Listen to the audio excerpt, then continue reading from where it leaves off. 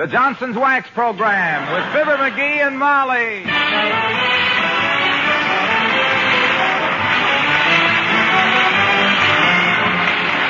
The makers of Johnson's Wax Products for Home and Industry present Fibber, McGee, and Molly with Bill Thompson, Gail Gordon, Arthur Q. Bryan, and me, Harlow Wilcox. The script is by Don Quinn and Phil Leslie. Music by the King's Men and Billy Mills Orchestra.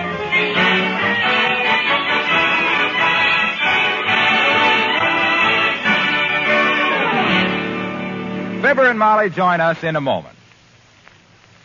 Say, men, take advantage of this surprising offer. Buy a can of Johnson's Car New at the regular price and get a soft, fleecy woolen car dusting mitt at no extra cost. The mitt fits right over your hand like a glove. It keeps your hands clean as you wipe off road dust. It makes it easy for you to maintain the Car New shine. Now, here's all you do to get this 49-cent value mitt. Just buy a can of Johnson's Car New, the amazing liquid car polish that cleans and shines your car in one easy operation. The mitt is attached to the can. There's nothing to send in, nothing extra to pay. Just ask your dealer for Johnson's Car New and get your mitt. Better keep it in the car, though. Wives find it the perfect dusting mitt for home use. Remember, a washable, fleecy, soft car dusting mitt. It's yours with a can of Johnson's Car New.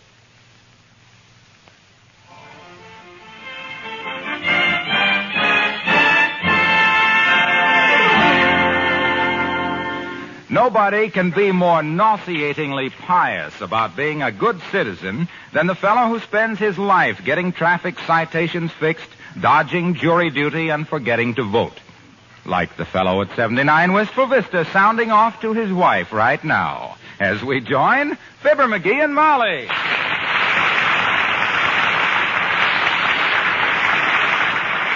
And as I have always said, my dear, any chap who refuses to do jury duty is simply not a good citizen.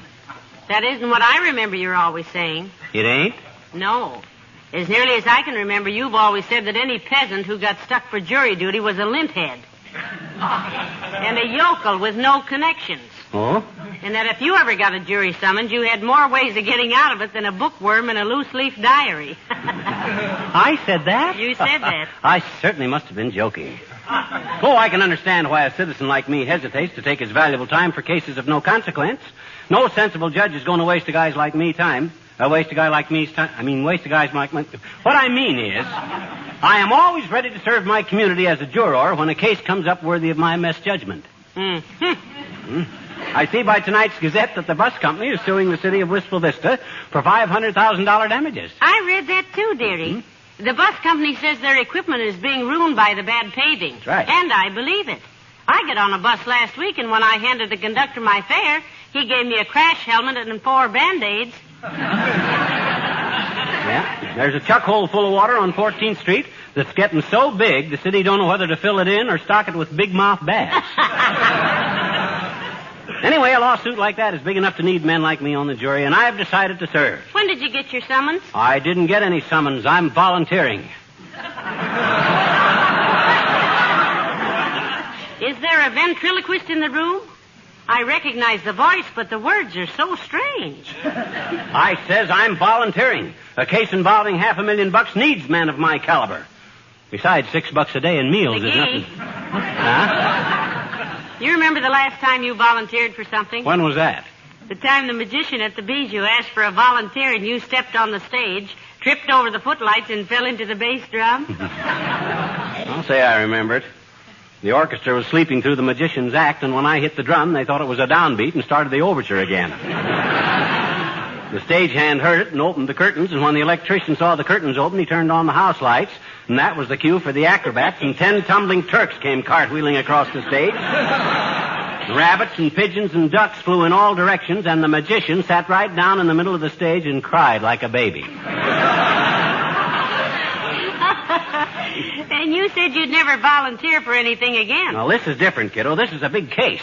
In a case like this, they need 12 good men and true with judgment and discretion. Men of honor and distinction. Oh, not men of distinction. Huh? A hung jury is bad enough, but a hungover jury would be just... Come in. Hello there, Mr. Oldtimer. Hello there, kids.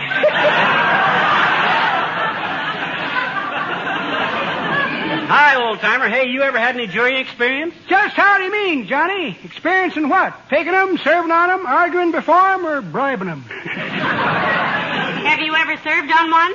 Yep. Long time ago, I was on a jury out west, kids. That's so. City of Tackleberry, Wyoming, versus Hackamore Huggins, charged with cruelty to animals.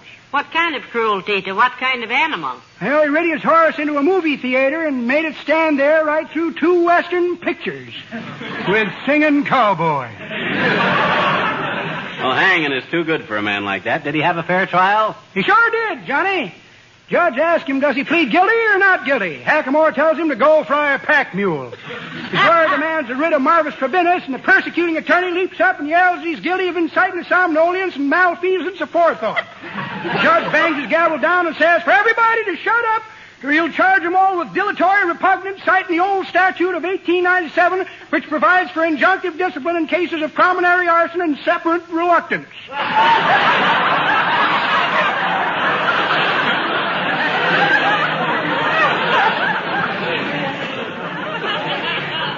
That sounds like quite a case. What was the verdict? Well, daughter, in the confusion, the court clerk got the papers all mixed up. Oh. Judge was convicted of bootlegging. The persecuting attorney got 40 years in the pokey for uttering. And the prisoner was awarded $12 a month alimony in custody of the bailiff.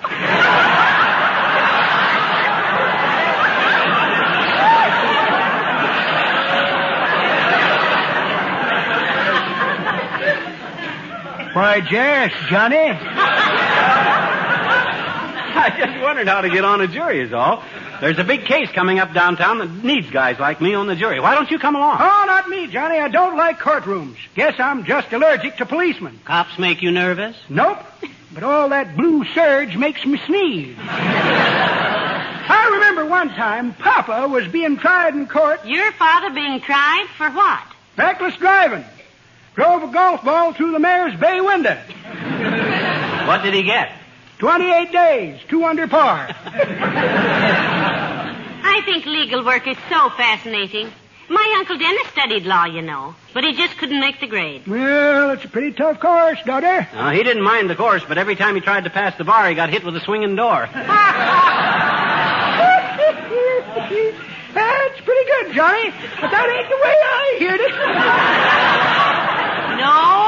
No, the way I heard it. One feller says, the other feller says, he says, was the Democratic Party amused when they heard Henry Wallace was going to start a third party? Amused, says t'other feller. Shucks, they thought they'd split.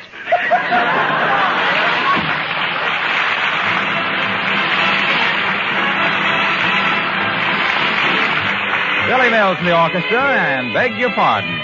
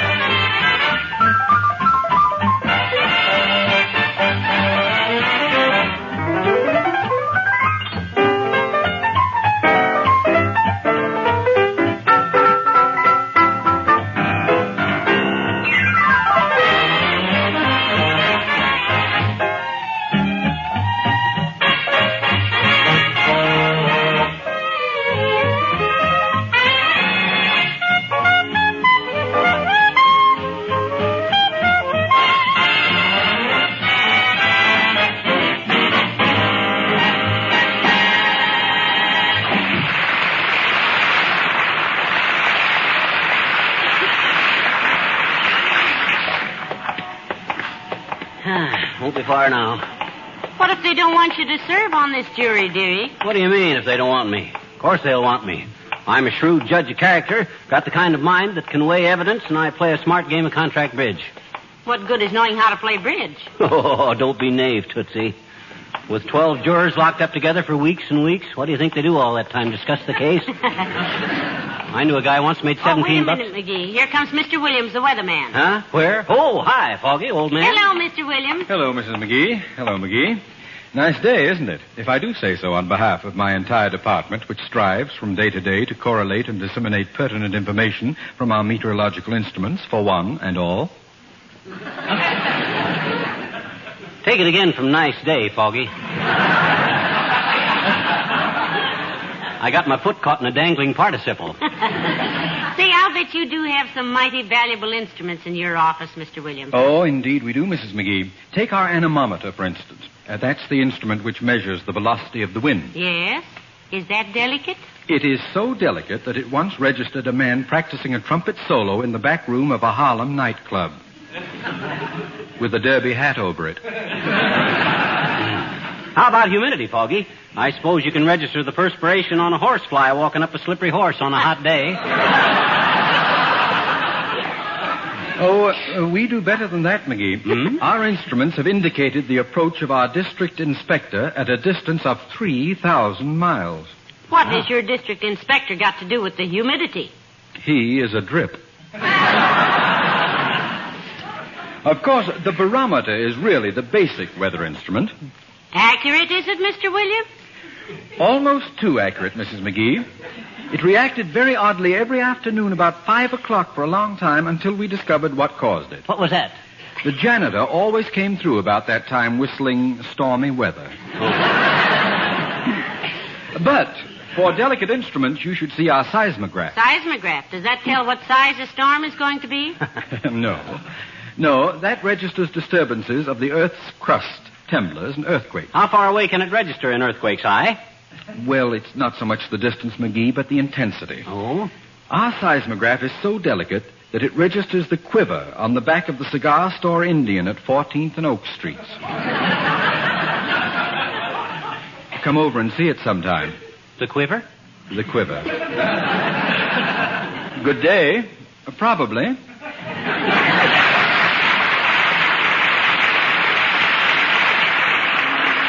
Great little guy, Foggy, but I'm afraid he's inclined to exaggerate that stuff about the quiver on the cigar store. Oh, here's the city hall, kiddo. Let's go in. I don't like public buildings. They always look like somebody had just moved out, leaving a lot of stuff they didn't want. Well, they got to have plenty of room for the red tape, Snooky. But the law didn't work like that when I and my brother Russ was deputy sheriffs out in Nevada with Uncle Sycamore. McGee, you never told me you were a deputy sheriff. I never told you about when Russ and I were... You never did. Why, I thought I did. Well, sir, me and my brother Russell used to love to wrestle. And the place we used to love to wrestle was on a railroad trestle. Well. First I'd wrestle Russell onto his bustle on the trestle, and then Russell would throw me on my bustle on the trestle. So when Russell joined the posse to round up rustlers, I joined old Russell in a hustle. Yes? And the first place we started wrestling rustlers was on that same trestle. But Russell got shot in the hassle trying to muscle a rustler on the trestle, and everybody made such a fuss over Russ with his trust that they cut off the trestle. Hold it, dearie. Here comes Mr. Wilcox. You-hoo, Mr. Wilcox. Oh, hi, Junior. Hello, folks. What are you doing down here in these marble halls? Marble season doesn't open for a couple of weeks yet. Well, himself's down here for jury duty, Mr. Wilcox. Yeah, that big bus company suit against the city is coming up, Junior, and they'll need the brainiest guys they can find on that jury. So... Oh, don't feel self-conscious, pal. You go right ahead. They won't all be smarter than you are. No, Mr. Wilcox. He means that Skip it. He wouldn't understand. You ever been on a jury yourself, Junior? Once, pal, years ago, and I've never forgotten it. Oh? Fellow had been arrested for manslaughter. But when I sat in that jury box and looked around, I could see right away it was murder. No kidding. Murder, eh? Absolutely murder. The way the fine woodwork in that jury box had been neglected and allowed to become scratched and marred. When Johnson's wax would have protected and preserved and beautified it. Goodness sakes, murder. So I stood up. Your Honor, I said, may I ask a question? You may, he said.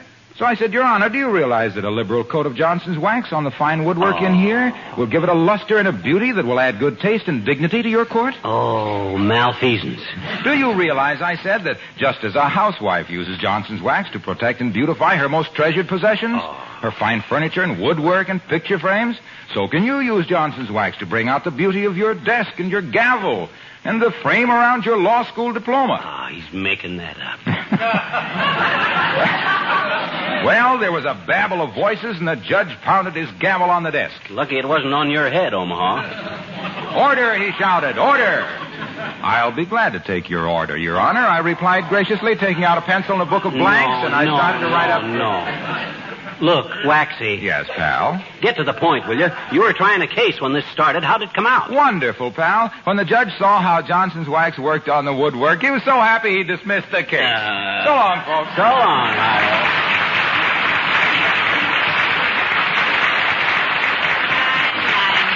Doesn't he think up the cutest... say, McGee, you should have asked Mr. Wilcox where to go if he's been on a jury. I should have told Mr. Wilcox where to go. He's been in a rut so long... Oh, hey, I wonder if that's the guy to see his office right there, where it says jury commissioner. Sounds logical. Well, come on, let's go in. Boy, these jury prickers will be so glad to have a man of my caliber in the box. Oh, you in charge here, sis? Yes.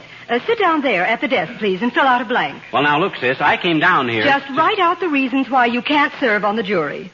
Mr. O'Halloran will see you and give you an argument in a moment. But you see, miss, he came down here... I am not allowed to discuss the matter orally, madam. I told him to put his reasons for asking to be excused in writing. That ratted, sis, I don't want to be excused. I came down here to... All right, Miss Bagel. Who's next? I'm next, Bud. I'm Fibber McGee, and this is my wife, Mrs. McGee. How do you do? I'm Mr. O'Halloran. How do you do, I'm sure. All right, McGee. Why can't you serve on the jury? Business matters are no excuse, you know. If you're sound of wind and limb, have a third-grade education, you can sign your name until you have to serve, unless you've got connections down here, of course. Dad, ratted, I'm trying to serve. I come down here to volunteer. I want to serve on the jury. Who sent you down here, McGee? If those punks on the south side are trying to discredit the administration again... Oh, no, Mr. O'Halloran. Nobody sent him. He hasn't even got a jury summons. That's why he... What? You mean to tell me we haven't even called you? No, I just happen to be a civic-minded guy, and I came down... This is an outrage, McGee. Absolutely out of order. I wouldn't touch this thing with a 10-foot pole. We never let anybody off who hasn't been called. Yeah, but I mean, I don't... No rules for this sort of thing at all. Never heard of such a thing. Sorry. Miss Bagel, I'm going into my office and lie down a while. Confusing having a man come in here and try to... Yeah, but hey, wait a minute, Bud. Come back here. He can't... Please, Mr. McGee. Mr. O'Halloran's decision is final. He's lying down. Good day. Oh, yeah? Well, I'm not lying down on this thing. By George. Come on, Molly. Let's get out of here. My. What a rude man. And him the jury commissioner. I wouldn't pay him a commission to get me on a jury to try a robin for stealing worms. Huh. What do we do now? Don't worry. This thing's got me up my back up now. I'll drag this thing right through the Supreme Court. That's what I'll drag this thing right through the soup. I'll try every door in this building till I find somebody that'll... Hey, what's it say on that door? Women. Oh.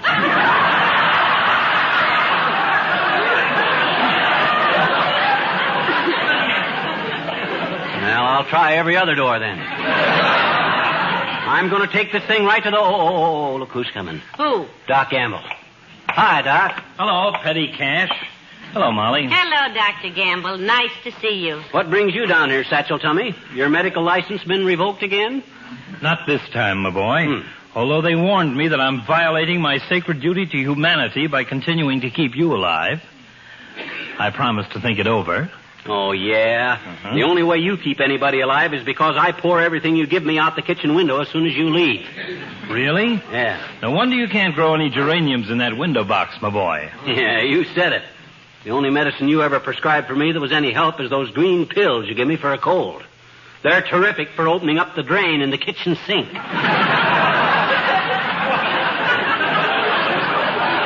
McGee, stop it. Well, he makes me tired. Let him alone, my dear. This is very informative. I've wondered for years what those green pills were good for. Incidentally, what brings you down here? Get another traffic ticket? Bumper? No, I didn't get another traffic ticket, bumper. And look who's making snide remarks. The way you weave through traffic, Leadfoot, looks like you were driving a sewing machine. Oh, McGee, now stop it. Just stop it this minute. Well, I can't stand the way He's been mistreated, Doctor. Is that possible? He came down here full of enthusiasm to volunteer for jury duty just to help out, and all he's gotten is insulted. They've given him a bad time, Doctor. I say they're giving me a bad time. My gosh, all I'm trying to do is be a good citizen for $6 a day and transportation. And to make a good citizen out of you, that's cheap enough. You betcha.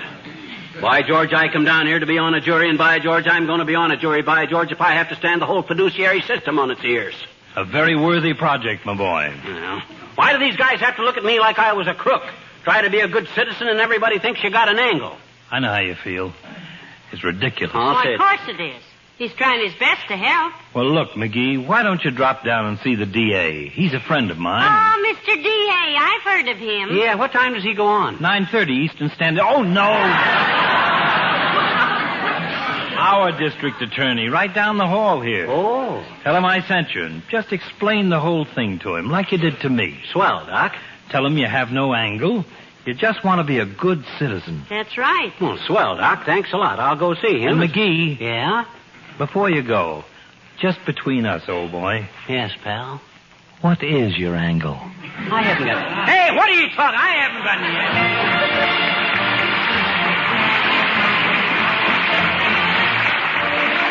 The King's Men and Betty Blue. Betty Blue has a lot of beaux there at her beck and call.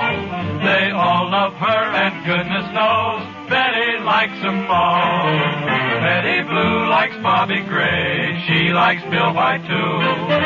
Gray and White come round each night to woo young Betty Blue. Betty Blue likes Georgie Green. Tom Brown thrills her, too. And all the town knows Green and Brown are sweet on Betty Blue. Each night the ribbon in her hair is gray, brown, green, or white. And the one whose color that she wears can stay and hold her tight. Does Betty Blue love gray or brown or green or white or who? Oh, Betty, Betty, who's your steady, pretty little Betty Blue?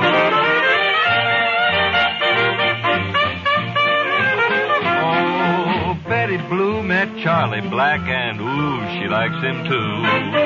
Gray and White got such a fright when they saw Black and Blue. Betty Blue was full of smiles at all the things Black said. You should have seen young Brown and Green, both of them so red. Each night they come around to see what ribbon she would wear. But for weeks and weeks she's only worn a black one in her hair. Now Gray and Brown and Green and White are in an awful stew. 'Cause Betty's wacky over Blackie, all those other boys by cracky. Gray, Brown, Green, White, all but Blackie, they all are blue.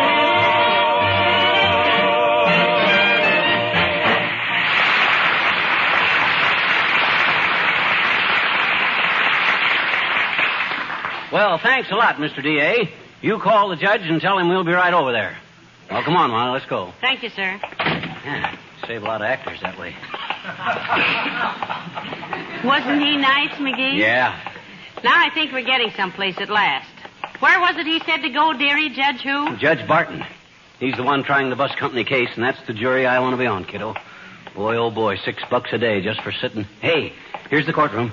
Oh, come on, kiddo, let's go in. Ah, success at last. I'll say. Boy, what this town needs is more jurymen like me. When I get up there on Watch it, dearie. There's the judge. Oh, yeah. Oh, come right down here, please. Are you Mr. McGee? That's right, Bud, Your Honor. And this is my wife, Mrs. McGee. How do you do, I'm sure. Mrs. McGee, the district attorney just called me about you, Mr. McGee, and I want to congratulate you. Yours is a splendid attitude. Oh, shucks, it's nothing that any red-blooded American boy wouldn't have done, Judge, if he was the type guy I am. I've been all over this joint trying to get... Well, this is the first time in my legal experience, Mr. McGee, that I've had a citizen come in here voluntarily and offer to discharge his duty to his fellow man by serving on a jury. I just seen my duty as a citizen, and I done it, Judge. Well, your appearance here is unprecedented in the annals of this court. And I wish we had more men in this town like you. Isn't that nice? You know, I'd like to have you meet Mr. McHugh, the city attorney, and Mr. Ward, representing the transit company. Gentlemen, shake hands with a public-spirited citizen. How do you do? Hi, Bud. Hi. I figure a guy's got to do his duty now and then, fellows. Just because a juror gets $6 a day don't mean a thing to me. I figure it's my duty on a big case like this. If you don't mind, Mr. McGee, we'll examine you now. Huh? Oh, sure. Go right ahead and examine me, Bud. Want me to take off my shirt? I had the measles when I was 6, and I broke my leg. No, McGee, no. Huh? The attorneys just want to ask you a few questions, Mr. McGee. Oh. They'll want to know a few things about you. Oh, well, go right ahead, fellas. I got nothing to hide. Now, I believe we have your name and address here. You were born... In a little white house on the top of Kickapoo Hill in Peoria, Bud, in the year... Never mind the details of your birth, Mr. McGee. You may assume he is a citizen, Mr. McHugh. All right. Now, you're aware that the case to be tried in this court, Mr. McGee, involves the transit company as plaintiff and the city of Wistful Vista as defendant? So help me. Yes. Now, have you read anything about this case in the newspapers that you feel might prejudice you in listening to the evidence and rendering a fair verdict? Have I read anything in the papers? I've read every word of this case in the papers. And as far as I'm concerned, the city hasn't got a prayer. They're as guilty as a cat with feathers on its chin. Why, I wouldn't have volunteered for this job if I hadn't made a thorough study of the case. McGee. My mind's been made up for days. And I'm going to vote guilty on the first ballot and keep on voting guilty till we hang McGee. Step down. You're excused. Did I say something? Come on, citizen, let's go home.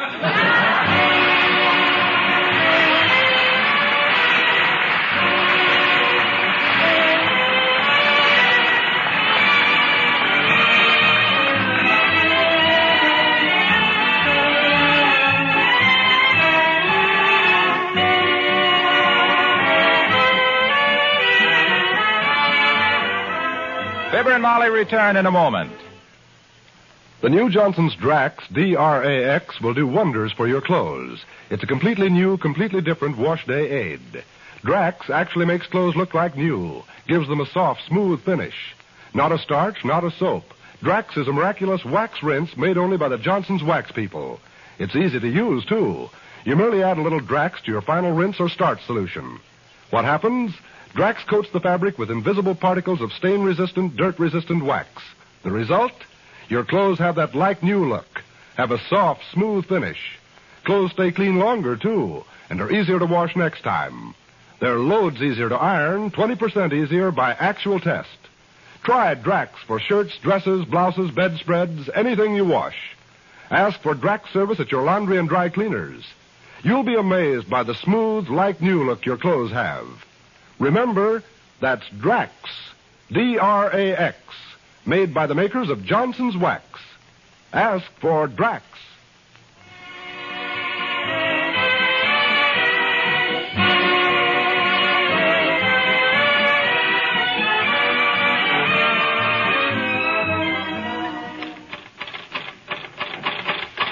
I'll bet I know what you're doing, McGee. Huh? I'll bet you're sending a check to the Society for Crippled Children and Adults in Chicago for those Easter seals. No, I did that last week. This is an article I'm writing. All about the stupid way people are selected for jury duty. I think I can sell it to the Literary Digest. That's the most wonderful thing I ever heard of. Oh, thank you.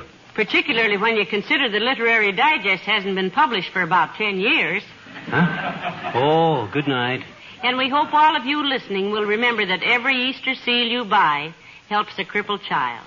Good night, all.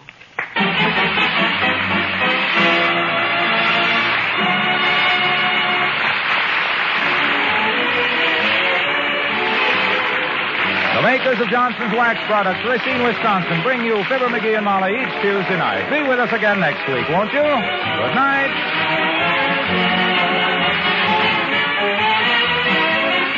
This is NBC, the National Broadcasting Company.